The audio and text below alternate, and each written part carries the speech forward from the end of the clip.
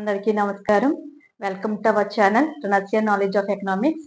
My self doctor G V Vijayasri. నేను ఈరోజు చెప్పబోయే టాపిక్ ఏమిటంటే కలెక్షన్ ఆఫ్ డేటా. మనం ఇంతకు ముందు క్లాస్లో సర్వే గురించి మాట్లాడుకున్నాం. అసలు సర్వే ఎలా చేయాలి, ప్లాన్ ఆఫ్ ది సర్వే గురించి, ఎగ్జిక్యూటింగ్ ఆఫ్ ది సర్వే గురించి మనం క్లియర్గా ఎక్స్ప్లెయిన్ చేశాను నేను.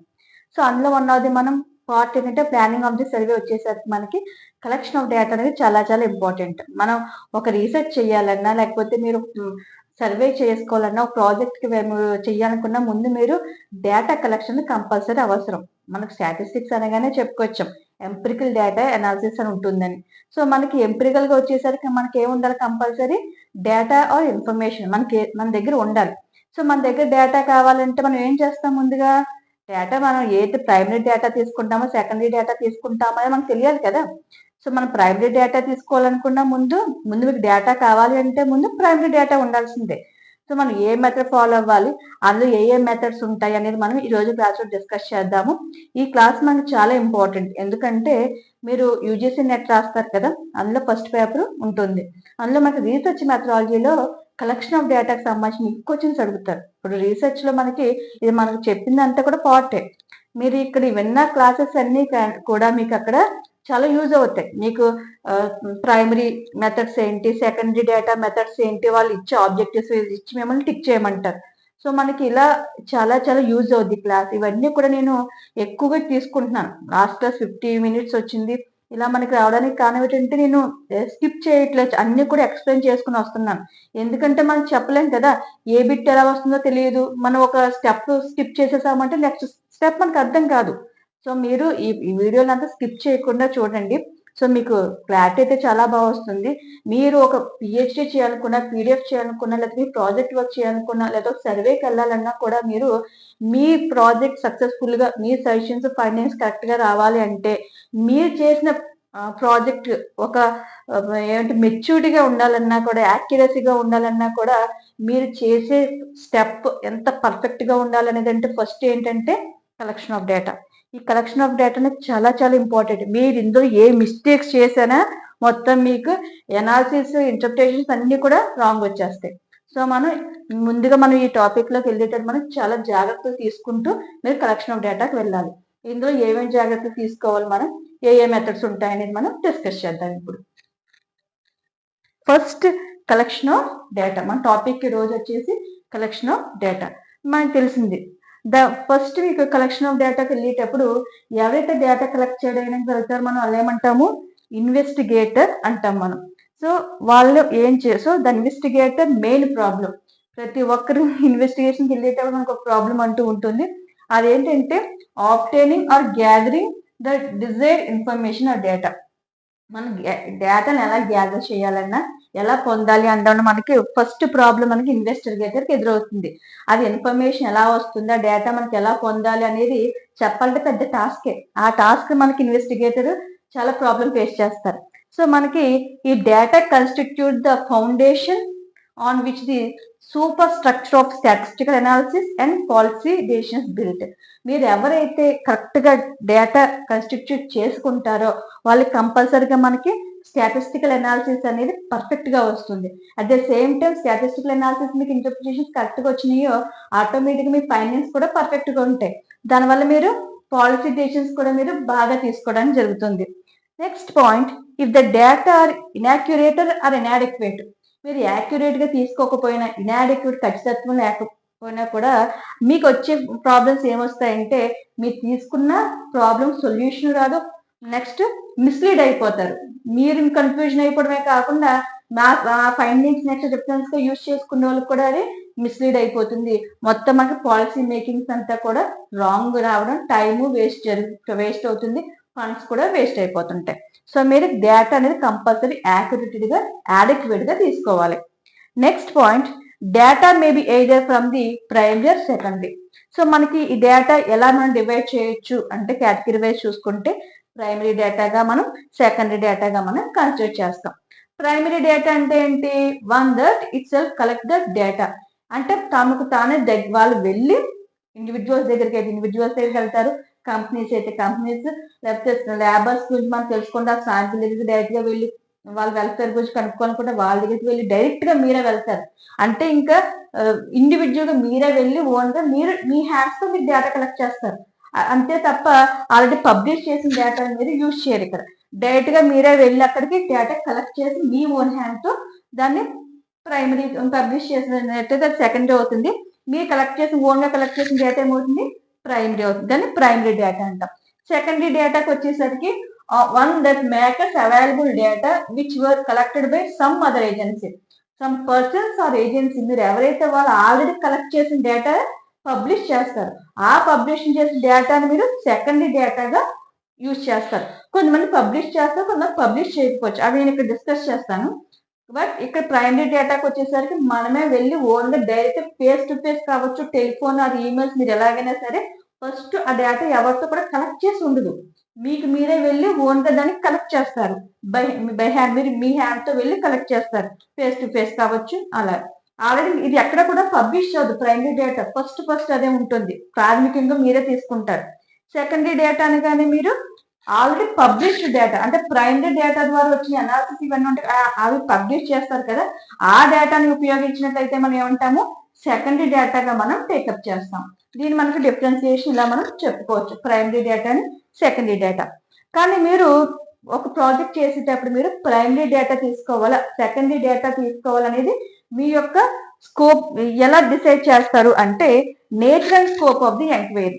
మీ యొక్క ఏమంటారు ప్రాబ్లం, మీరు తీసుకున్న టాపిక్ ఏదంటే ఇది మీరు పెద్ద తీసుకుంటే కొంచెం వైడ్ గా ఉన్న తీసుకుంటే మీ స్కోప్ పెద్దదిగా ఉంటుంది, దాని నేచర్ కూడా ఎక్కువగా ఉంటుంది. కాబట్టి మీరు ప్రైమరీ తీసుకోవచ్చు, సెకండరీ తీసుకోవాలని డిపెండ్ అవుతుంది. అలాగే అవైలబిలిటీ ఆఫ్ ఫైనాన్షియల్ రిసోర్సెస్, మీకు అవైలబుల్ అయ్యే రిసోర్సెస్ బట్టి. ఇప్పుడు ప్రైమరీ డేటా అనగానే కొంచెం ఎక్కువ అవుతుంది, సో దానికి మీరు అవైలబుల్ రిసోర్సెస్ ఎక్కువగా ఉన్నాయా, లేదా మీరు తీసుకున్న టాపిక్ ప్రైమరీకి సూట్ అవుతుందా, లేకపోతే సెకండరీ సూట్ అవుతుంది అనేది మీ యొక్క రిసోర్సెస్ బట్టి కూడా మీరు అంచనా వేసుకుంటారు. At the same time time, మీకు ఇచ్చిన టైం, ఇప్పుడు లాంగ్ టైం తీసుకుంటే ప్రైమరీకి వెళ్ళొచ్చు. సెకండరీ అని ఒకవేళ టైం తక్కువగా ఉంది, అవైలబిలిటీ రిసోర్సెస్ తక్కువ ఉన్నాయంటే సెకండరీ డేటాకి వెళ్ళొచ్చు. సో మీరు టైం కూడా ఉంటుంది. అలాగే యాక్యురసీ, మీరు తీసుకున్న ఖచ్చితత్వం, ప్రైమరీ డేటాలో ఖచ్చితత్వం ఉంటుంది, సెకండరీలో ఉంటుంది. కానీ ప్రైమరీకి వచ్చేసరికి ఎక్కువ ఖచ్చితత్వం ఉంటుంది అని చెప్తాం.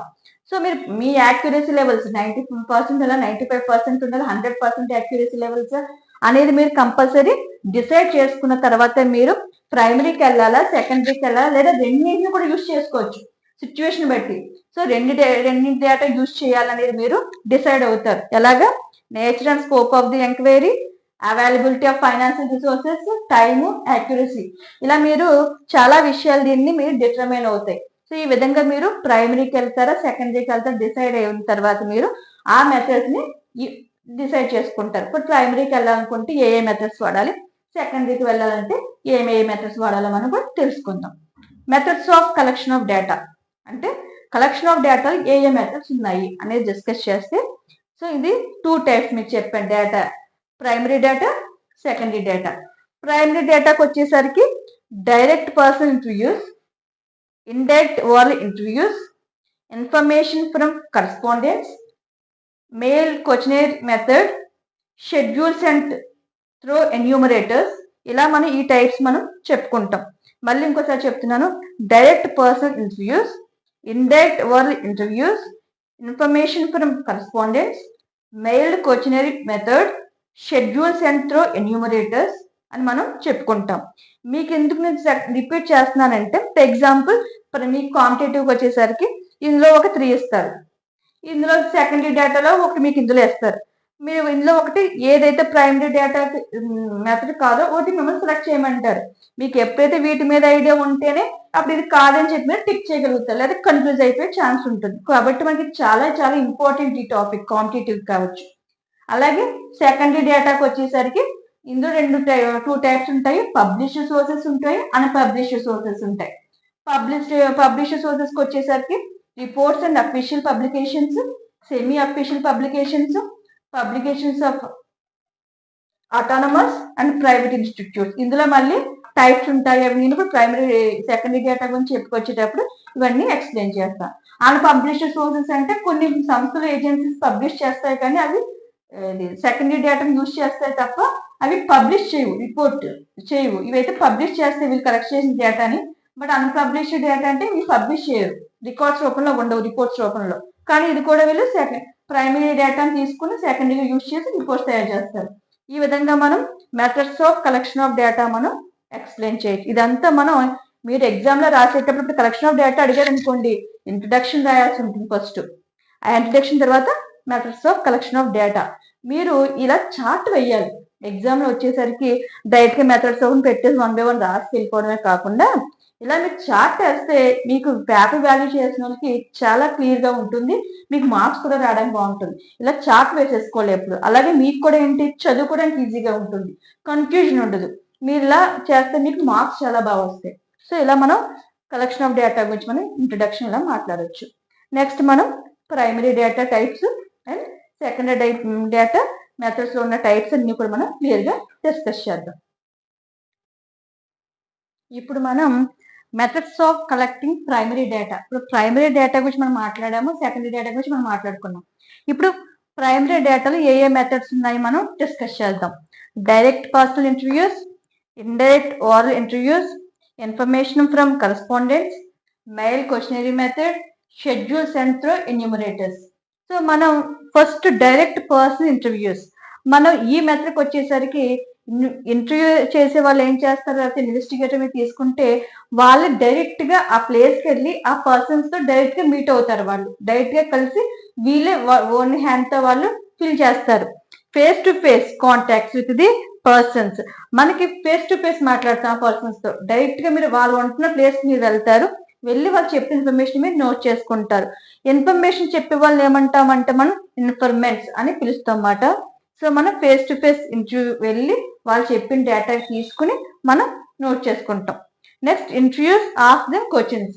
మనం అయితే క్వశ్చన్స్ ప్రిపేర్ చేసుకెళ్తాం కదా, ఆ క్వశ్చన్స్ మీరు వెళ్ళి వాళ్ళతో డైరెక్ట్ గా మాట్లాడతాం. ఈ మెథడ్ ఏమంటాం మనం డైరెక్ట్ పర్సనల్ ఇంటర్వ్యూస్. మీరే పర్సనల్ గా ఆ ఇండివిజువల్స్ దగ్గరికి అయితే ఇండివిజువల్స్ కావచ్చు, ఫార్మ్స్ కావచ్చు, మీరు ఎవరైతే తీసుకుంటారో వాళ్ళని మీరు డైరెక్ట్ గా పర్సనల్ గా కలుస్తారు. సో అలాంటి దాన్ని మనం డైరెక్ట్ పర్సనల్ ఇంటర్వ్యూస్ మెథడ్ గా తీసుకుంటాం. అందులో మెరిట్స్ ఏంటంటే రెస్పాన్స్ ఇన్ మోర్ ఎంకరేజింగ్.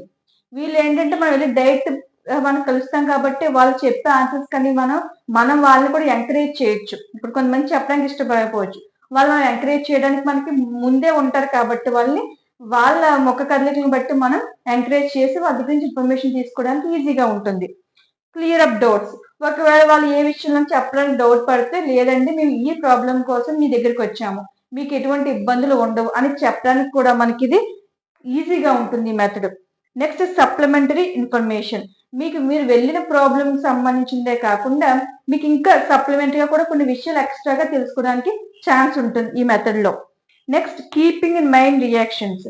ఇప్పుడు మనం ఒక ప్రాబ్లం తీసుకుని దానికి తగ్గ ఆబ్జెక్టివ్స్ అన్ని ప్రిపేర్ చేసుకు వెళ్తాం కదా, వాటిని క్వశ్చన్స్ మనం అడిగేటప్పుడు మన ఎదుటి వ్యక్తి రియాక్షన్స్ కూడా మనం వెంటనే చెక్ చేసుకోవడానికి మనం ఒక క్వశ్చన్ ఏ క్వశ్చన్ అడిగితే వాళ్ళు ఇబ్బంది పడుతున్నారా, లేదా ఆ క్వశ్చన్స్ ఎలా మనం ఇండైరెక్ట్ గా వాళ్ళని అడిగి తెలుసుకోవాలా, ఏ విధంగా అడిగితే వాళ్ళు మనకి ఇన్ఫర్మేషన్ ఇస్తారు అనేది మన వెంటనే మైండ్ లో తెలుస్తూ ఉంటుంది. Next the languages can be adjusted. ఇప్పుడు మనకి కొంతమంది చదువుకున్న వాళ్ళు ఉంటారు, చదువుకోలేని వాళ్ళు ఉంటారు. మనం చెప్పింది వాళ్ళకి అర్థమవుతుందా, వాళ్ళు మనం ఇంగ్లీష్ లో అడిగితే ఇబ్బంది పడుతున్నారు, తెలుగులో కూడా ఒక్కొక్కటి అర్థం చేసుకోలేకపోవచ్చు, వాళ్ళకు కూడా వాళ్ళ భాషలో ఎలా కమ్యూనికేట్ చేయొచ్చు అనేది కూడా మనకి ఈ మెథడ్ లో ఈజీగా అర్థం చేసుకోవచ్చు. అదే ఈ మెథడ్కి వచ్చేసరికి లిమిటేషన్స్ అయితే ఉంటాయి. ప్రతి మెథడ్ లో మెరిట్స్ ఉంటాయి, అలాగే మనకి లిమిటేషన్స్ కూడా ఉంటాయి. ఏంటంటే ఇది వెరీ కాస్ట్లీ మెథడ్. మీరు వెళ్ళడం, ఆ ప్లేస్కి వెళ్ళాలి, ఆ ప్లేస్ లో ఉన్న పర్సన్స్. ఇప్పుడు ఎగ్జాంపుల్ మీరు తీసుకున్న టాపిక్ స్కోప్ ఎక్కువ అనుకోండి, దానికి మీరు ఎక్కువ ఖర్చు పెట్టాల్సి ఉంటుంది, వెరీ టైం కూడా ఎక్కువ తీసుకుంటుంది, కాస్ట్లీగా మీరు ఖర్చు పెట్టాల్సిన ఖర్చు కూడా పెరిగిపోతూ ఉంటుంది. నెక్స్ట్ మోర్ టైం తీసుకుంటుంది. At the same time bias. అంటే మనం ఈ వెళ్ళిన వ్యక్తులు కనుక స్వార్థపూరితంగా బిహేవ్ చేసిన, సరిగ్గా వాళ్ళు డేటా శాంప్లింగ్ చేయకపోయినా, సరిగ్గా పర్సన్స్ తో మాట్లాడకపోయినా కూడా మనకి రావాల్సిన ఇన్ఫర్మేషన్ అయితే రాదు. సో మనం ఈ మెథడ్ ఏమంటాము డైరెక్ట్ పర్సనల్ ఇంటర్వ్యూస్. అంటే పర్సన్స్ దగ్గర మనం వెళ్ళి ఫేస్ టు ఫేస్ మాట్లాడి వాళ్ళని దగ్గర నుంచి ఇన్ఫర్మేషన్ తీసుకుంటాము. వీళ్ళని ఇన్ఫర్మేషన్ ఇచ్చే వాళ్ళని ఇన్ఫర్మెంట్స్ అని మనం పిలుస్తాం. ఇది ఫస్ట్ మెథడ్. సెకండ్ మెథడ్ ఏంటంటే ఇండైరెక్ట్ ఓరల్ ఇంటర్వ్యూస్. అంటే ఇప్పుడు ఏం చేస్తారంటే the investigator contacts third parties. ఇప్పుడు మనం ఒక వ్యక్తితో డైరెక్ట్ గా మాట్లాడాం. కొంతమంది కొన్ని విషయాలు వాళ్ళ హ్యాబిట్స్ గురించి మాట్లాడాల్సి వచ్చింది అనుకుందాం. వాళ్ళు డైరెక్ట్ గా ఆన్సర్స్ చేయలేరు. వాళ్ళు కొద్దిగా మొహమాట పడతారు. ఇప్పుడు డ్రగ్స్ కావచ్చు, ఆల్కహాల్ తీసుకుంటున్నారా మీరు డైరెక్ట్ గా అడిగితే వాళ్ళు చెప్పలేరు. సో కొన్ని కొన్ని ఇబ్బందికరమైన ప్రాబ్లమ్స్ కూడా మనకు ఉంటాయి. వాటిని మనం సాల్వ్ చేయాల్సి వస్తుంది. అలాంటప్పుడు వాళ్ళు చెప్పరు కదా! వాళ్ళు చెప్పలేనప్పుడు మనం ఏం చేస్తాము, థర్డ్ పార్టీస్ ని తీసుకుంటాం. మనకి వాళ్ళకి మధ్య ఇంకొక వ్యక్తి వస్తూ ఉంటారు. సో ఆ థర్డ్ పార్టీ ఎవరంటే వాళ్ళ నైబర్స్ అవ్వచ్చు, ఫ్రెండ్స్ అవ్వచ్చు. ఇలాంటి వాళ్ళని తీసుకుని వాళ్ళ ద్వారా మనం ఇన్ఫర్మేషన్ తీసుకుంటాం. ఇప్పుడు వీళ్ళు వెళ్ళి వాళ్ళ దగ్గరికి వెళ్ళి డేటా కలెక్ట్ చేసి మనకి ఆ డేటా మనకి ఇస్తారు. So the neighbours and friends etcetera వీళ్ళు తీసుకెళ్ళి మనం థర్డ్ పార్టీగా అపాయింట్ చేసుకుని వాళ్ళ నుంచి మనం ఇన్వెస్టిగేట్ చేస్తారు. ఎగ్జాంపుల్ ఎంక్వైరీ కమిటీస్, కమిషన్స్ కొన్ని రిపోర్ట్స్ తయారు చేస్తారు కదా! అవన్నీ కూడా ఈ విధంగానే మనకి జరుగుతాయి. అంటే దీనివల్ల ఎందుకు లాభం ఏంటంటే థర్డ్ పార్టీ ఎంటర్ అవుతుంది. ఇప్పుడు మనం ఫ్రెండ్స్ తో షేర్ చేసుకుంటాం. కొన్ని పేరెంట్స్ తో కూడా షేర్ చేసుకోవాలి, ఫ్రెండ్స్ తో షేర్ చేసుకుంటాం, నైబర్స్ తో షేర్ చేసుకుంటాం. కొన్ని కొన్ని పర్సనల్స్ కూడా మనం ఫ్రెండ్స్ తో మాట్లాడుతూ ఉంటాం కదా! సో ఇలా థర్డ్ పార్టీ ఎప్పుడైతే అపాయింట్ చేస్తామో నేను వచ్చి మిమ్మల్ని అడిగితే మీరు నాకు ఆన్సర్స్ చేయరు. అవునా కదా! అదే మీరు వెళ్ళి మీ ఫ్రెండ్స్ కి చెప్తూ ఉంటారు. మీ ఫ్రెండ్స్ ద్వారా నేనే ఇన్ఫర్మేషన్ తీసుకోవచ్చు. ఇది ఈజీగా ఉంటుంది. మేడం ఎందుకు మేడం తప్పు కదా అంటే కొన్ని మన ఆల్కహాల్ కానీ, డ్రగ్స్ కానీ ఇలాంటివి చాలా ఇబ్బందికరమైన ప్రాబ్లమ్స్ కదా మనకి అవి. వాటి వల్ల నష్టం ఎక్కువగా ఉంటుంది సొసైటీకి. సో ఇలాంటి ప్రాబ్లమ్స్ కూడా మనం సాల్వ్ చేసుకోకపోతే మీరు ఎన్ని వెల్ఫేర్ ప్రోగ్రామ్స్ జనరేట్ చేస్తారు. వాటి వల్ల అమౌంట్ కూడా ఖర్చు అవుతుంది. కానీ మీరు వచ్చిన డబ్బంతా ఇలా మనకి అన్నెసెసరీ ఇష్యూస్ ఖర్చు పెట్టేస్తుంటే గవర్నమెంట్ మాత్రం ఎంతవరకు చేయగలదు చెప్పండి? సో ఇలాంటి విషయాల్లో మనకి కంపల్సరీ ఇండైరెక్ట్ మెథడ్ వాలంటీర్స్ మనం తీసుకుంటారు. ఇక్కడికి వచ్చేసరికి మనం పర్సనల్ గా తీసుకుంటాం. ఇక్కడికి వచ్చేసరికి థర్డ్ పార్టీ ఎంటర్ అవుతుంది. గుర్తుపెట్టుకోండి చిన్న లాజిక్స్ ఉంటాయి అంతే. సో ఇందులో కొన్ని లిమిటేషన్స్ ఏంటంటే do not know the full information. ఇప్పుడు ఎవరైతే మనకి ఇన్ఫర్మేషన్ థర్డ్ పార్టీకి చెప్తున్నారు కదా, నైబర్స్, ఫ్రెండ్స్ వాళ్ళకి చెప్తున్న వాళ్ళకి ఫుల్ ఇన్ఫర్మేషన్ ఐడియా ఉండదు. ఇప్పుడు నేను వెళ్ళాను అనుకోండి ఎగ్జాంపుల్ నాకు ట్రైనింగ్ ఇస్తారు. ఆ టాపిక్ మీద అవగాహన ఉంటుంది కాబట్టి నేను అడగగలను. వాళ్ళ దగ్గర ఇన్ఫర్మేషన్ ఎలా తీసుకురాగలనో నాకు తెలుస్తుంది. అదే మీరు ఫ్రెండ్స్ కి నైబర్స్ కి చెప్పామనుకోండి వాళ్ళు సరిగ్గా ఇన్ఫర్మేషన్ తీసుకురాలేకపోవచ్చు. వాళ్ళని సరిగ్గా కాంటాక్ట్ చేయలేకపోవచ్చు. కమ్యూనికేషన్ వాళ్ళ మధ్య గ్యాప్ రావచ్చు. మరి అలాంటప్పుడు మనకి ఇన్ఫర్మేషన్ ఎలా వస్తుంది చెప్పండి? So do not know the full information. వాళ్ళకి అడిగే వాళ్ళకి పాపం ఫుల్ ఇన్ఫర్మేషన్ ఉండదు, చెప్పే వాళ్ళకి ఫుల్ ఇన్ఫర్మేషన్ అయితే ఉండదు. Next bravery and bias. కొంతమంది లంచం తీసుకున్న వాళ్ళు ఉండొచ్చు, లేకపోతే బయాస్. ఎక్కువ ఇందులో వచ్చే ప్రాబ్లమ్స్ ఏంటంటే స్వార్థపూరితంగా బిహేవ్ చేస్తూ ఉంటారు. అప్పుడు తక్కువ టైంలో చేసేద్దాము, లేకపోతే శాంప్లింగ్స్ మనం సరిగ్గా తీసుకోకుండా తక్కువ టైంలో అవగొట్టేద్దాం. ఇలాగనేది ప్రైమరీ డేటా చాలా ఇబ్బందులు వస్తూ ఉంటాయి. ప్రైమరీ డేటా చాలా యాక్యురసీగా ఉన్నప్పటికీ అది మనం ఎప్పుడు యాక్యురసీ మనం సరిగ్గా చెయ్యాలి. చేయకుండా మనం ఏదో శాంప్లింగ్ మన ఇష్టం కన్వీనియన్స్ శాంప్లింగ్ తీసేసుకొని మనకు నచ్చినది చేసేస్తామంటే న్యాయం జరగాల్సిన వాళ్ళకేమో అన్యాయం జరుగుతుంది. అన్యాయం ఏమో జరిగిపోతూ ఉంటుంది. ఇలా మనకి చాలా చాలా ఇబ్బందులు వచ్చే ఛాన్స్ ఉంటుంది. సో బయాస్ కూడా ఛాన్స్ ఉంది. కాబట్టి మనకి ఈ మెథడ్ యూజ్ చేసేటప్పుడు మనం ఈ లిమిటేషన్స్ ని, అడ్వాంటేజెస్ ని కూడా ఎస్టిమేట్ చేసుకుంటూ మనం ముందుకెళ్లాల్సి ఉంటుంది. Next third method information from correspondents. ఇక్కడ మనకి appoint local agents or correspondents. మనకి లోకల్ ఏజెంట్స్ కావచ్చు, కరస్పాండెంట్స్ కావచ్చు మనకి అపాయింట్ చేస్తారు. ఈ అపాయింట్ చేసుకుని వీళ్ళు different places to collect information. For example మీరు ఇప్పుడు సెన్సస్ తీసుకోండి. సెన్సస్ తీసుకుంటే అది వరల్డ్ వైడ్ ఇండియా తీసుకుంటాం. అన్ని కంట్రీస్ యొక్క ఇన్ఫర్మేషన్ తీసుకోవాలి. చెప్పాను పాపులేషన్ సెన్సస్ అని. అందులో ఎంత పెద్దగా ఉంటుందంటే మీరు తీసుకున్న వేరియబుల్స్ చాలా చాలా వేరియబుల్స్ తీసుకుంటాం. ఆ డేటా ఫిల్ చేయడం అంటే అంత ఈజీ కాదు. ఇప్పుడు మన సెంట్రల్ లెవెల్ నుంచి ఎవరు వచ్చి మనకి ఇన్ఫర్మేషన్ ఇవ్వరు. మనకి ఇక్కడ లోకల్ గా ఉన్న వాళ్ళని తీసుకుంటారు, లేకపోతే కరస్పాండెంట్ గా మన కొంతమందిని తీసుకుని వాళ్ళకి ట్రైనింగ్ ఇచ్చి మన దగ్గరికి పంపుతారు. అలా మనకు కొంతమంది అపాయింట్ చేసుకున్న కరస్పాండెంట్స్ ని వాళ్ళు ఏం చేస్తారు, కలెక్ట్ చేసిన సెంట్రల్ ఆఫీసర్, యూనియన్ ఆఫీసర్స్ ఇలా అపాయింట్ చేసి పెడతా ఉంటారు. కాబట్టి వీళ్ళు కలెక్ట్ చేసిన డేటాను వాళ్ళ దగ్గరికి ఉన్న సమీపంలో ఉన్న ఆఫీసర్స్ పంపిస్తారు. మళ్ళీ వాళ్ళు యూనియన్ ఆఫీసర్స్ కి అలా వాళ్ళు సెంట్రల్ ఆఫీస్ కి వెళ్ళి మొత్తం అక్కడ డేటా అంతా ఫైనల్ అయిపోతుంది. ఫైనల్ అయిపోయి మొత్తం ఓవరాల్ ఇండియాకి సంబంధించిన డేటా అంతా మనకి పబ్లిష్ చేస్తారు యాజ్ అ సెకండరీ డేటాగా. ప్రైమరీ డేటాకి వచ్చేసరికి మాత్రం మనం ఇలా కరస్పాండెంట్స్ ని వీళ్ళు మనకి అపాయింట్ చేస్తూ ఉంటారు. ఇక్కడ కూడా మనకి అదే మనకి ఇది తక్కువ రేట్లో ఎక్కువ రేట్లో అవుతున్న పక్కన పెడితే ఇది కూడా మనం సరిగ్గా డేటా కలెక్ట్ చేయలేదా మొత్తం మనకి స్కోప్ ఎక్కువగా ఉన్న దానికి ప్రాబ్లమ్స్ కి మనకి సరైన ఇన్ఫర్మేషన్ అందివ్వలేకపోవచ్చు. ఈ మనకి కొన్ని విషయాలు ఇది పాజిటివే. ఎందుకంటే ఇప్పుడు సెన్సస్ లాంటి అంత మనకి ఇన్ఫర్మేషన్ ఒక సెంట్రల్ వాళ్ళు వచ్చి చేయాలంటే చేయలేరు. లోకల్ వాళ్ళు మనకి అపాయింట్ చేసుకుంటేనే తక్కువ టైంలో మనకి యాక్యురసీ ఉన్న ఇన్ఫర్మేషన్ ఇవ్వగలుగుతాం. కానీ వాళ్ళు కూడా బయాస్ అది లేకుండా మనకి చేసినప్పుడు మాత్రమే మనకి కరెక్ట్ గా ఇన్ఫర్మేషన్ వస్తుంది. ఈ ప్రైమరీ ఇన్ఫర్మేషన్ అనేది. Next method mail questionnaire method. అంటే ఏమి లేదు, మనం డైరెక్ట్ పర్సన్స్ తో మనం ఫేస్ టు ఫేస్ కాంటాక్ట్ చేయం. ఇక్కడికి వచ్చేసరికి ఇప్పుడు మనం ఈ మెథడ్ తీసుకున్న మనం ఇక్కడైతే మనమే వెళ్ళి ఫేస్ టు ఫేస్ మాట్లాడతాం. ఇక్కడికైతే మనం థర్డ్ పార్టీ వెళ్తారు వ్యక్తితో మాట్లాడడానికి. ఇక్కడికి వచ్చేసరికి మన అపాయింట్ చేసిన కరెస్పాండెంట్స్ కానీ లోకల్ ఏజెన్సీ వాళ్ళు కానీ వెళ్ళి పర్సన్ తో మాట్లాడతారు. ఇక్కడికి వచ్చేసరికి ఏంటంటే మనం క్వశ్చన్స్ ని ఫామ్ చేసి దాన్ని మనం పోస్ట్ చేస్తాం ఆ పర్సన్స్ కి. సో మనం చూడండి, ప్రిపేర్ లిస్ట్ ఆఫ్ క్వశ్చన్స్.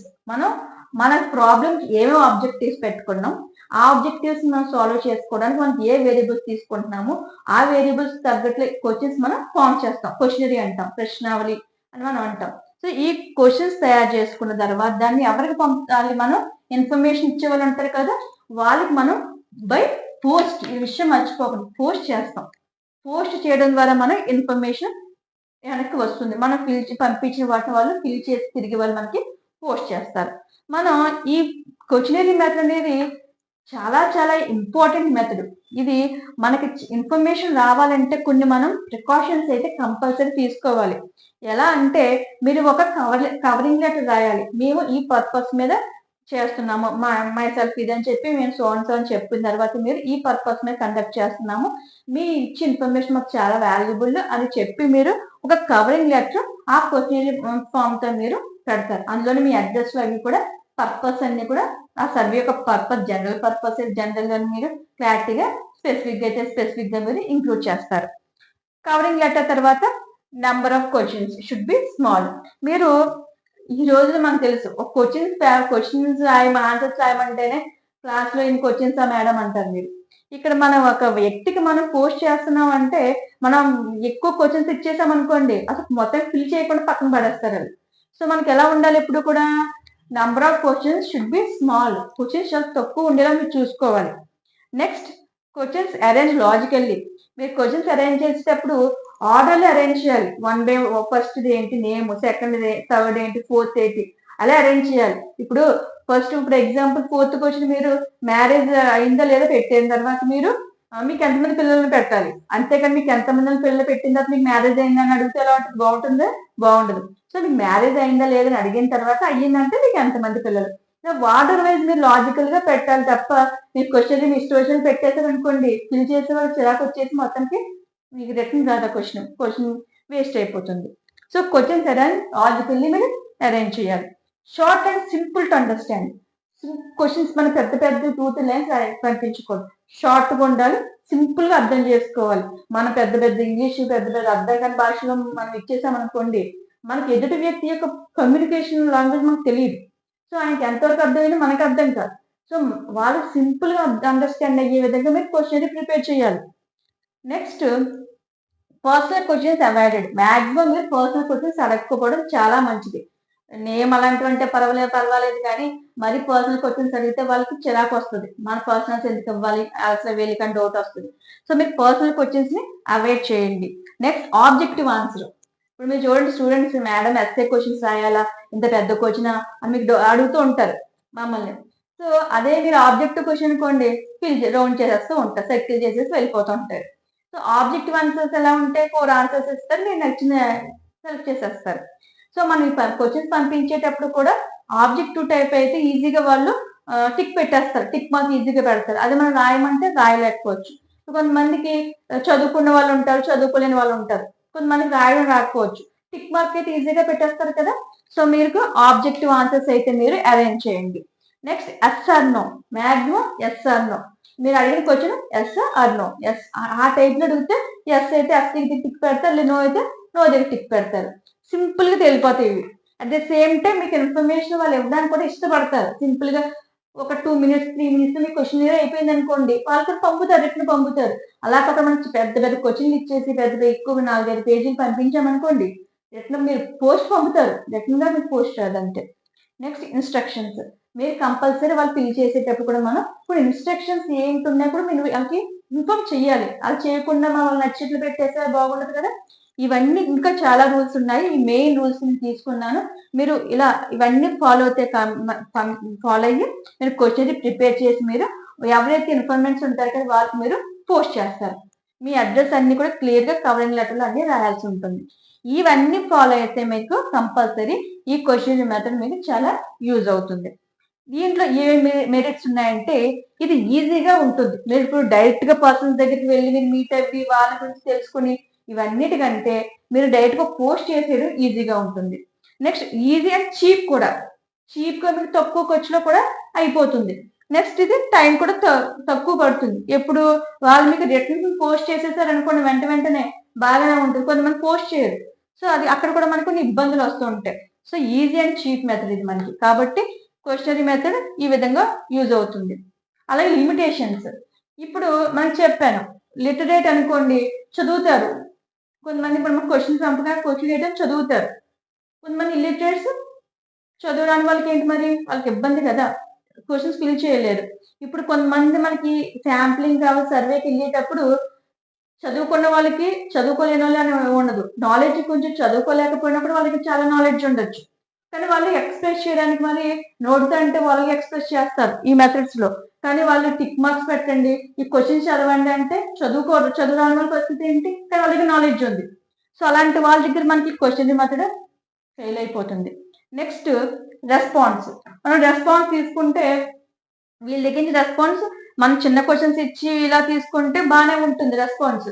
లేదు అంటే ఒక్కొక్కరు కొంతమంది వాళ్ళకున్న బిజీ షెడ్యూల్ కావచ్చు, టైం కుదరక వాళ్ళు పక్కన పడేయచ్చు. సో రెస్పాన్స్ మనకి పాజిటివ్ గానే 100% వస్తుంది అంటే మనం చెప్పలేం. Next difficult very accuracy. మనం యాక్యురసీని మనం ఇక్కడ ఖచ్చితంగా మనం వస్తుందని చెప్పలేం. క్వశ్చన్స్ కి ఇచ్చిన ఆన్సర్స్ వాళ్ళు ఏ విధంగా ఇస్తున్నారో మనకు తెలియదు. ఇక్కడ అనుకోండి ఇప్పుడు డైరెక్ట్ పర్సన్ ఫీజ్ తీసుకోండి, ఇందులో వాళ్ళు మన డైరెక్ట్ పర్సన్ మన ముందు ఉంటారు కాబట్టి వాళ్ళతో డైరెక్ట్ కాంటాక్ట్ అయిపోతాం కాబట్టి వాళ్ళకి తెలిసిపోద్ది మనకి ఎలా ఇస్తున్నారు ఆన్సర్స్. కానీ ఇక్కడికి వచ్చేసరికి వాళ్ళు యాక్యురసీగా ఇస్తున్నారా ఏంటి, ఎవరు ఫిల్ చేస్తున్నారు అనేది మనం కరెక్ట్ గా ఆన్సర్ చేయలేం. Next schedule Centro enumerators. ఇప్పుడు ఈ క్వశ్చన్స్ అంటే ఏమైంది, మీరు క్వశ్చన్ ఫామ్ ఫిల్ చేసి మీరు సెండ్ చేస్తారు పోస్ట్ ద్వారా. ఇక్కడ మీ ఇన్వాల్వ్మెంట్ ఓన్లీ ప్రిపేర్ చేసి పంపించే వరకు మాత్రమే ఉంటుంది. మిగతాదంతా వాళ్ళు పోస్ట్ చేస్తారు, వాళ్ళు రిటర్న్ పోస్ట్ వస్తుంది. కానీ ఇక్కడ షెడ్యూల్స్ సెంటర్ త్రూ ఎన్యూమరేటర్స్ అంటే ఇక్కడ మీరు sending schedules through the enumerators and interviews. మీరు ఇలా the information gets replies to the questions content in a schedule and fill them in their own hand writing. మీరు questions అవి form చేసుకుని మీరు direct గా మీరే వెళ్తారు. కానీ ఇక్కడ వీళ్ళు అపాయింట్ చేయొచ్చు. మీరు ఎన్యూమరేటర్స్ ని వాళ్ళు అపాయింట్ చేస్తారో ఏంటనేది వాళ్ళు చూసుకుంటారు. ఇక్కడికి తేడా ఏంటంటే మీరు ఏమైనా పోస్ట్ చేస్తారు, అదే క్వశ్చన్ మీరు ప్రిపేర్ చేసి ఆ క్వశ్చన్ తీసుకుని వెళ్ళి మీరు డైరెక్ట్ గా మీ హ్యాండ్ రైటింగ్ తో మీరు ఫిల్ చేస్తారు ఇక్కడ. కానీ ఇక్కడ ఏంటంటే రిప్లైస్ అనేది మనకి క్వశ్చన్స్ కంటైనింగ్ షెడ్యూల్ రూపంలో వస్తాయి. Fill them in their own hand writing తో వాళ్ళు ఫిల్ చేస్తారు. ఇక్కడ మాక్సిమం మనకి ఈ అపాయింట్ చేసేటప్పుడు పెయిడ్ పర్సన్స్ ఎక్కువ పెట్టేసుకుంటారు. ఇప్పుడు ఎన్యూమరేటర్స్ అనుకున్నా ఇంటర్వ్యూస్ అనుకున్నా వీళ్ళు డైరెక్ట్ గా సమ్ అమౌంట్ ఇచ్చి సర్వే చేయడానికి మీకు ఒక షెడ్యూల్ కి ఎంత ఇస్తారో మాట్లాడుకుని ఎన్ని షెడ్యూల్ ఫిల్ చేస్తే వాళ్ళకి అన్ని డబ్బులు ఇస్తారు. సో వాళ్ళు డైరెక్ట్ గా పంపి వాళ్ళ ద్వారా వాళ్ళు ఆ పర్సన్స్ తో మీట్ అవడం ద్వారా ఆ క్వశ్చన్స్ వాళ్ళకి ఎక్స్ప్లెయిన్ చేయడం, వాళ్ళ దగ్గర నుంచి ఆన్సర్స్ తీసుకుని మీరు ఇక్కడ మీ హ్యాండ్ రైటింగ్ తో మీరు ఫిల్ చేస్తారు. ఇక్కడ మాక్సిమం పెయిడ్ పర్సన్స్ ఉంటారు. ఇక్కడికి వచ్చేది మాత్రం మనం పోస్ట్ చేసేస్తాం, ఇక్కడ మనం ఓన్ గా ఎక్స్ప్లెయిన్ చేస్తాం. నెక్స్ట్ ఇందులో మెరిట్ చూసుకుంటే ఇది సేమ్. ఇల్లిటరేట్ పీపుల్ కూడా, ఇక్కడ ఇల్లిటరేట్ పీపుల్ మనకి నష్టం అని రాశాను నేను, ఇల్లిటరేట్ పీపుల్స్ చేయలేదు. కానీ ఇక్కడ ఇల్లిటరేట్ పీపుల్ బెనిఫిట్ గా ఉంటుంది. ఎందుకంటే మనం వెళ్ళి వాళ్ళకి ఎక్స్ప్లెయిన్ చేస్తాం కదా. ఇప్పుడు మీకు క్వశ్చన్ చదువుకోలేదు పాపం వాళ్ళు, ఆ క్వశ్చన్ ఈ క్వశ్చన్ అని చెప్పి వాళ్ళకి అర్థమయ్యేలా ఎక్స్ప్లెయిన్ చేయడానికి ఛాన్స్ ఉంటుంది. అది మీరు క్వశ్చన్ మెథడ్ లో ఎక్స్ప్లెయిన్ చేయడం వాళ్ళు ఎక్కడో ఉంటారు మనం ఎక్కడ ఉంటాం కాంటాక్ట్ ఉండదు. సో ఇక్కడ ఇల్లిటరేట్ పీపుల్ కూడా దీన్ని క్లియర్గా ఎక్స్ప్లెయిన్ చేయొచ్చు. Next non response persons.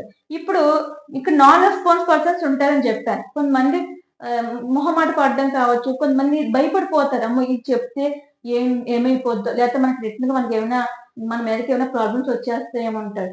So అలాంటి పర్సన్స్ నుంచి కూడా మనం ఈ మెథడ్ షెడ్యూల్స్ ద్వారా మనం ఆన్సర్స్ తెచ్చుకోవచ్చు. వాళ్ళ నుంచి కూడా మనకి ఆన్సర్స్ రావడానికి ఛాన్స్ ఉంటుంది. అదే ఇక్కడ అనుకోండి, వాళ్ళు పోస్ట్ చేస్తే మనకు వస్తుంది, లేదంటే లేదు. మనకి రిటర్న్ అడగడానికి క్వశ్చన్ ఉండదు అక్కడ. ఇక్కడ మనకి నాన్ రెస్పాన్స్ పర్సన్స్ కూడా మనం ఈ సర్వేలో మనం వాళ్ళని ఇంటరాక్ట్ చేయొచ్చు.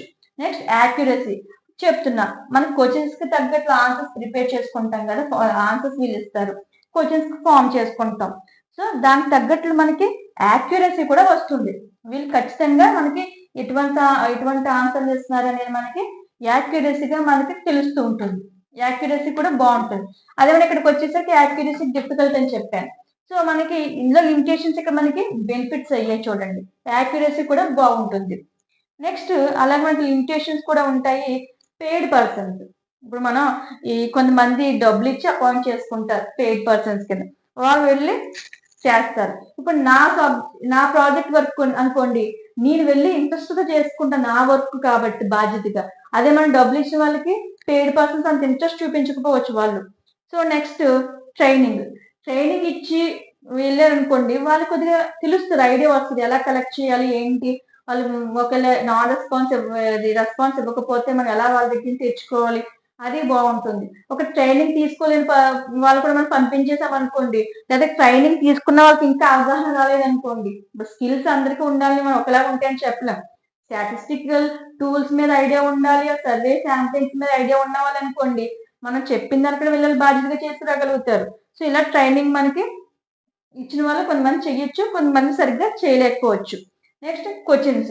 ఈ క్వశ్చన్స్ ఫార్మేట్ చేసేటప్పుడు కూడా మనం ఎక్కువ క్వశ్చన్స్ చేసేయకుండా మనం జాగ్రత్త తీసుకోవాలి. అవి కూడా మనకు ఆర్డర్ అనేది మనం ఈ ప్రాబ్లమ్స్ మనకి సరిగ్గా ఉంటున్నాయా లేవా, మన ఇప్పుడు తీసుకుంటున్న ప్రాబ్లమ్ కావచ్చు, మీరు ప్రాజెక్ట్ వర్క్ చేయాలనుకుంటున్నారు, దాని ప్రాజెక్ట్ సరిగ్గా ఉన్నాయా లేవా, రిలేటెడ్ క్వశ్చన్స్ అని మనం ఫార్మేట్ చేసుకోవాలి. ఆ క్వశ్చన్స్ కానీ సరిగ్గా మీరు తీసుకోలేదా అంటే మొత్తం మీరు పడ్డ కష్టం అంతా కూడా వేస్ట్ అయిపోతుంది. మనం వీటన్నిటిని కూడా మనం ఎక్స్ప్లెయిన్ చేయొచ్చు. ఏది ప్రైమరీ డేటా కింద. ప్రైమరీ డేటాలో మనం ఇంకా టెలిఫోన్ ద్వారా కొంతమంది డేటా కలెక్ట్ చేస్తారు. టెలిఫోన్ ద్వారా ఫోన్ చేసి కొంతమందికి వాళ్ళ ద్వారా ఇన్ఫర్మేషన్ తీసుకుంటారు. ఆ ఇన్ఫర్మేషన్ మనం యాక్యురసీగా ఉంటుందా ఉండదా అనేది మనం వాళ్ళు చెప్పే విధానం బట్టి ఉంటుంది. కానీ టెలిఫోన్ ద్వారా విచారణ జరుపుతాం, కానీ అది 100% యాక్యురసీ మనం చెప్పలేకపోవచ్చు. మన కొంతమంది కమ్యూనికేషన్ ప్రాబ్లం వచ్చేస్తుంది, మనం చెప్పింది వాళ్ళకి అర్థం అవ్వచ్చు, లేదా వాళ్ళు చెప్పింది మనకు అర్థం కాకపోవచ్చు, లాంగ్వేజ్ ఇబ్బంది వస్తుంటుంది, సిగ్నల్స్ ఇబ్బంది వస్తుంది. నెక్స్ట్ వాళ్ళకి టెలిఫోన్లు అందరికీ ఉండవు, కొంతమందికి ఉంటే కొంతమందికి ఉండవు.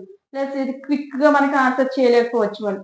కొంతమంది మనం అడిగిన క్వశ్చన్స్ వాళ్ళు పాజిటివ్ గా రియాక్ట్ అవుతారు, నెగిటివ్ గా రియాక్ట్ అవుతారో చెప్పలేము. ఇదంతా కొద్దిగా కన్ఫ్యూజన్ గా ఉండే ఛాన్స్ ఉంటుంది. కాబట్టి మనం ఈ విధంగా ఈ అన్ని మెథడ్స్ ని మనం ప్రైమరీ డేటా కలెక్ట్ చేసేటప్పుడు యూజ్ చేస్తున్నాము. మీరు తీసుకునేటప్పుడు ఇందులో ఏ మెథడ్ మీరు తీసుకున్న ఆబ్జెక్టివ్స్ కి సూట్ అవుతుందో మీరు ఆ ప్రైమరీ డేటా మెథడ్ ని మీరు కలెక్ట్ చేసుకోండి. ఈ విధంగా మనం ఈ మెథడ్స్ అన్ని మనం ఇంక్లూడ్ చేయడం జరిగింది. సో నేను ప్రైమరీ డేటాని ఇక్కడితో కంక్లూడ్ చేస్తున్నాను. Thank you.